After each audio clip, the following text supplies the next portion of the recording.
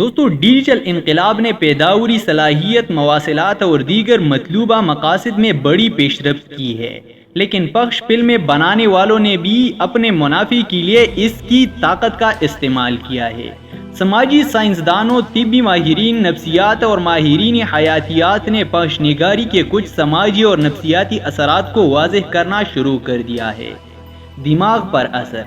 پخش نگاری جنسی تعلقات کی نوعیت کے بارے میں رویوں اور خیالات کو نمایاں طور پر مسخ کرتے ہیں۔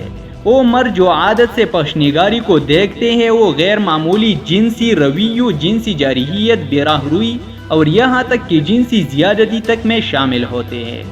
اس کے علاوہ مرد عورت اور یہاں تک کہ بچوں کو جنسی چیزیں، اشیاء یا ساز و سامان کے طور پر دیکھنا شروع کر دیتی ہے اور بھول جاتے ہیں کہ وہ بھی زندہ افراد ہیں جن کی اپنی بھی عزت اور وقار یا پہچان ہے۔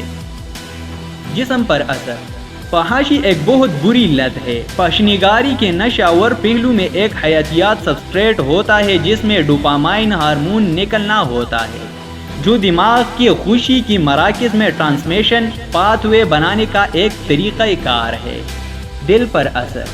پخش نگاری لوگوں کی جذباتی زندگیوں کو متاثر کرتی ہے۔ شادی شدہ مرد جو پخش نگاری میں ملوث ہے وہ اپنی ازدواجی جنسی تعلقات سے کم مطمئنہ اور اپنی بیویوں سے کم جذباتی طور پر منسلک ہوتے ہیں۔ پخش نگاری کی عادی مردوں سے شادی شدہ خواتین دھوکہ دہی، عدم اعتماد اور غصے کی جذبات کی شکایت کرتی ہے۔ پخش نگاری کی عادت بے وفائی اور یہاں تک کہ طلاق کا باعث بن سکتی ہے۔ نوعمر جو پخش مواد دیکھتے ہیں وہ خود اعتمادی میں کمی اور جنسی بے یقینی کا شکار ہو جاتی ہے۔ جنسی اطمینان میں کمی۔ جب پورنوگرافوں کے 6400 سے زیادہ نوجوان صارفین کا سروے کیا گیا تو کئی نے یہ محسوس کیا کہ ان کی زندگی پر کچھ خود ساختہ منفی اثرات مرتب ہوئی ہے۔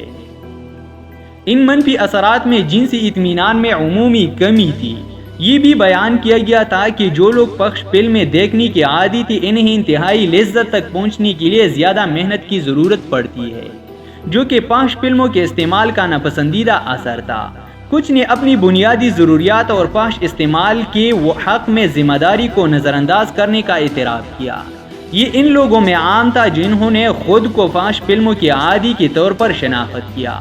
تاہم وہ لوگ جنہوں نے 12 سال کی عمر سے پہلے پخش نگاری دیکھنے کی اطلاع دی تھی ان کو یہ محسوس کرنے کا زیادہ امکان تھا کہ ان کا استعمال مشکل اور مجبوری ہے۔ جنسی جارحیت۔ پخش مواد استعمال کرنے والے اپنی جنسی تعلقات کے دوران زیادہ جارحیت کرنا پسند کرتی ہے، اگرچہ یہ مکمل طور پر نہیں سمجھا گیا ہے کہ یہ جنسی رویوں کو کس طرح تشکیل دیتے ہیں۔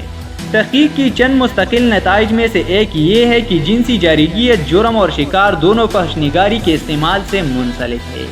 اس کی وجہ پخش نگاری میں پیش کی گئی منظرنامے ہو سکتی ہے جو کسی شخص کے اس خیال کو متاثر کرتے ہیں کہ جنسی تصادم کیسا ہونا چاہیے۔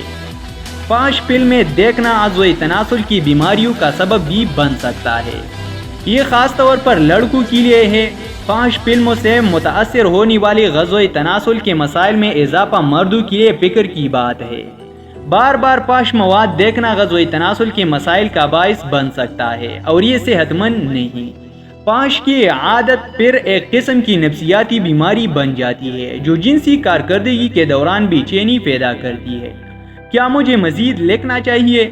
کوئی بھی آدمی اپنی جنسی صلاحیت کو مارنا نہیں چاہتا۔ ایک آدمی جو منفی جسمانی چیزیں کر سکتا ہے اس میں پخش کا استعمال سب سے زیادہ عام ہے، جبکہ پخش نہ دیکھنا واقعی جنسی مثبت رویوں میں شامل ہو سکتا ہے۔ تو دوستو ویڈیو کو لائک کریں اور اپنے دوستوں کے ساتھ شیئر کرنے کے بعد چینل کو سبسکرائب کریں۔